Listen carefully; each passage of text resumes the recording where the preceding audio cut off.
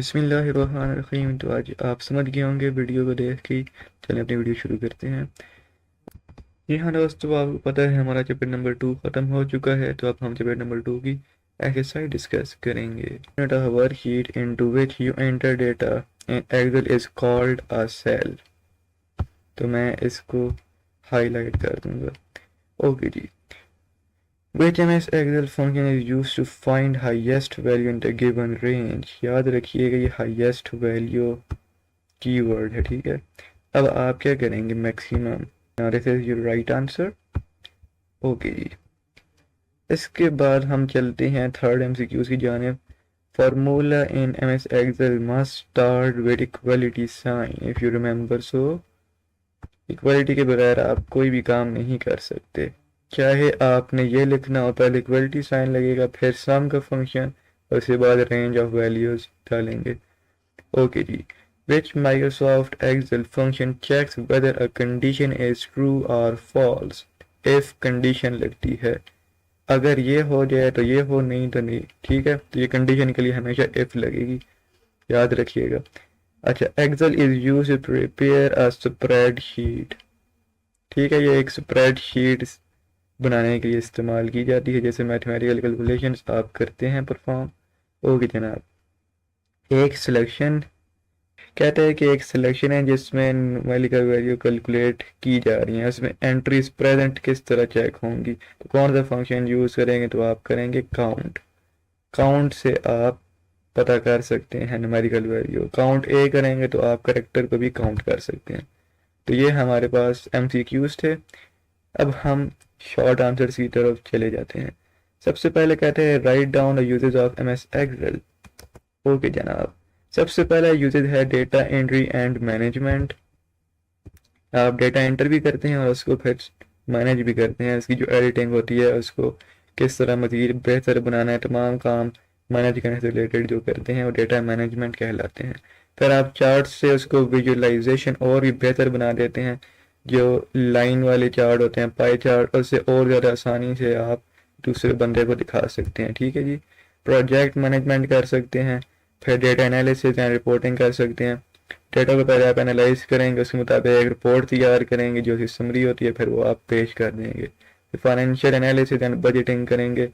ये जो बिजनेस वाले हैं, इन चीज़ को पांचवी जो चीज़ है बेहतर अंदाज में जानते हैं। तो ये हमारा चैप्टर नंबर 3 या क्वेश्चन नंबर 1 का आंसर है। ओके जनाब। What is the purpose of formula बार। अब आपने मकसद बताना है फार्मूला बार का। तो फार्मूला बार की पहले थोड़ी डेफिनेशन दे दें जी। Formula bar is MS Excel serves as a space where user can view, edit and enter formulas or cell values। यहाँ तक भी लिख दें तो बहुत बेहतर है। सबसे पहली चीज़, एंटरिंग एंड एडिटिंग फार्मूलाज, मतलब जिस वक्त आप एंटर कर रहे होते हैं उसमें कोई गलती का चांस हो तो आप एडिट भी वहाँ से ही कर लेते हैं। फिर व्यूइंग सेल कंटेंट, जिस वक्त आपने जो भी सेल एक्टिव सेलेक्ट किया हुआ होता है तो आप उसका फार्मूला जो है वो फार्मूला बार में देख सकते हैं। रेफरेंसिंग सेल को आप मैं इस तरह समझाता हूँ। मिसाल के तौर पे आप लिख रहे थे A1 और B1, ठीक है। बजाय इसके आप लिखेंगे A1 प्लस B1, ठीक है। तो ये रेफरेंस बन जाएगा, रेफर कर रहे हैं आप उस सेल से उस तक। इसके बाद एरर चेकिंग भी आप कर सकते हैं। अगर कोई चीज़ फार्मूला में गलती हो जाती है, कुछ हो जाता है, वो आपको न मैसेज और हैश इस तरह लिखा हुआ शो कर देगा आपको, ठीक है। तो आप इसको ठीक कर लेंगे। फिर क्लियरबोर्ड ऑपरेशन में आपको पता है जी, कॉपी कट पेस्ट के तमाम फंक्शंस आप कर सकते हैं। अच्छा, ऑटो सम अगर हम खुद निकालते हैं अल्ट एंटर के साथ, तो जिस वक्त आपने रेंज सेलेक्ट किया हुआ होगा तो आप उसका फंक्शन भी देख लेंगे कि किस तरह सम निकाले है, तो आपको पता चल जाएगा। तो ये कुछ मकसद हैं, ये कुछ मकसद हैं जी फार्मूला बार के इस्तेमाल करने के, ठीक है जी। ओके जी। Differentiate between worksheet and workbook. अब वर्कशीट और वर्कबुक में आपने जो है डिफ्रेंशिएट करना है, इसकी जो सिमिलरिटीज़ हैं उनको छोड़ के आपने जो स्किल वो चीज़ें वो बतानी है, ठीक है। चलें हम पहले डेफिनेशन से स्टार्ट लेते हैं जी। ओके जनाब। वर्कशीट कहते हैं एक स्प्रेडशीट को, ठीक है। जिसमें एक सिंगल टैब होता है वर्कबुक के अंदर। ठीक हो गया। यहाँ अगर आप देखें, मैं आपको यहाँ इस तस्वीर से ही समझा देता हूँ। ये जो आप नीचे टैब से देख रहे हैं इसको हम वर्कशीट कहते हैं, और ये जो फुल फाइल है ये हमारे पास वर्कबुक कहलाती है जिस एरिया में आप काम करते हैं। ठीक है, ओके जी, डेफिनेशन होगी। और अब workbook, a workbook is the entire Excel file, it's a container that holds one और मोर वर्कशीट। वर्कबुक कहते हैं जी एक कलेक्शन ऑफ वन और more worksheets in a single file is known as workbook. ठीक है, मतलब कि ये एक कंटेनर है जो कि रखता है एक या एक से ज़्यादा वर्कशीट्स, वो वर्कबुक कहलाती है। अब हम जाएंगे अपने नेक्स्ट क्वेश्चन की तरफ। तो ये आप इसका इस तरह डिफ्रेंशिएट कर लें। मज़ीद पॉइंट्स ऐड करना चाहते हैं तो आप कर सकते हैं। What are the steps to create a pie chart. अब आपने वो तमाम स्टेप्स लिखने हैं जिससे एक पाई चार्ट आप बना सकते हैं। ठीक है जी, तो चले हम देख लेते हैं। सबसे पहले तो आपने डेटा प्रिपरेशन करनी है, जो स्टेप 1 है हमारे पास। अपना तमाम डेटा ऑर्गेनाइज कर लें। ठीक है, जो कुछ करना है वो तमाम चीज़ें एक जगह सेट कर लें कॉलम के अंदर। उस डेटा को फुल रेंज में सेलेक्ट कर लें। उसके बाद जिस वक्त आप सेलेक्ट कर चुकेंगे तो इंसर्ट पाई चार्ट के ऊपर क्लिक कर दें और पाई चार्ट बना लें। अब आपकी मर्जी है वहाँ से किस किस्म का पाई चार्ट आप बनाना चाहते हैं।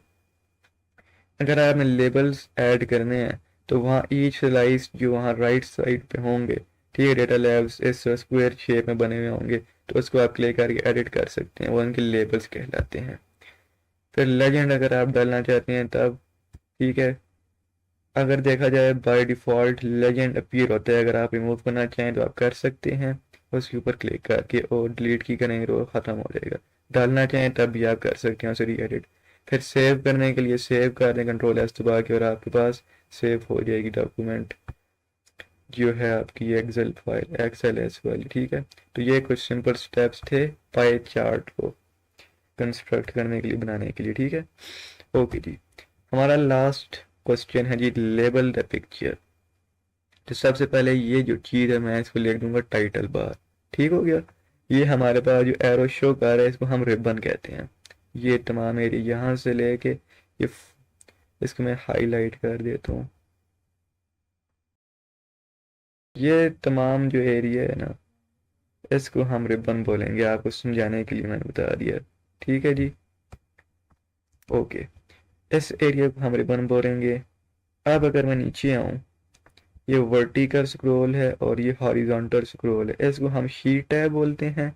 ये हमारा जो सेल सेलेक्ट होता है इसको हम एक्टिव सेल कहते हैं, जो इस वक्त चला हुआ होता है। ठीक है, फिर ये हमारे पास नेम बॉक्स होता है, ये वाला जो है ये जो चीज़ है ये एड्रेस करती है, सेल एड्रेस दिखाती है। ठीक है, अच्छा, अब जो है ये हमारे पास रो कहलाएंगी, और ये जो चीज़ है हमारे पास ये वाला डब्बा है इसको हम कॉलम कहेंगे।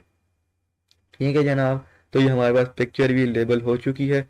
तो आई होप कि आपको समझ आई होगी, और इसी तरह मज़ीद इंटरेस्टिंग वीडियोस देखने के लिए, लेक्चर्स सुनने के लिए मेरे चैनल को सब्सक्राइब करें और बेल आइकन को भी ज़रूर दबाएं। इसके बाद मैं मज़ीद गेम्स की भी वीडियोस डालूंगा और हैकिंग की भी, जो मुख्तलिफ छोटे मोटे हैक्स होते हैं, और सारे लेक्चर्स भी हम अपलोड करते रहेंगे। ठीक है जनाब, मुझे दें इजाज़त, मिलते हैं एक नई वीडियो के साथ। तब तक के लिए अपना ख्याल रखें और दुआ में मुझे याद रखें। अल्लाह हाफिज़।